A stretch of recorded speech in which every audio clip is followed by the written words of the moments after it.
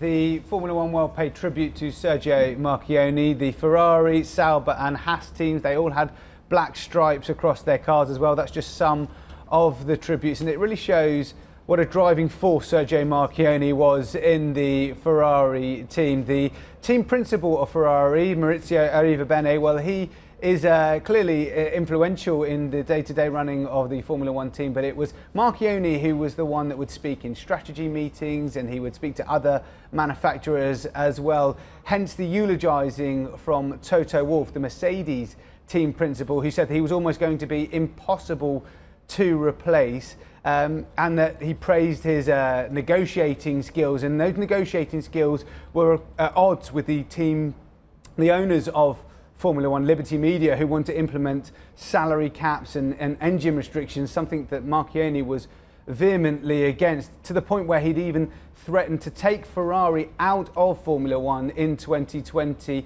So he pointed out, Marchionne, that earlier this year that attitudes may have changed from Liberty Media, that they were willing to negotiate and listen to Ferrari, and Toto Wolff was just one of the people that was also saying that, well, maybe F1 needs Ferrari more than Ferrari needs F1. So it's going to be difficult for whoever comes in to pick up this idea, because Ferrari got special payments from Formula One because they were so important to the sport, and the man that's going to come in. Then? So is this whole idea that Ferrari doesn't need Formula One now just been dismissed because you've got somewhat of a vacuum in leadership? I think that's the way it's been described, despite the company moving very quickly to make key appointments on the CEO and chairman. Do you think Ferrari now needs Formula One because of the passing of Sergio Marchionne? I mean, Ferrari haven't won a title in 10 years, but they are challenging again. They are.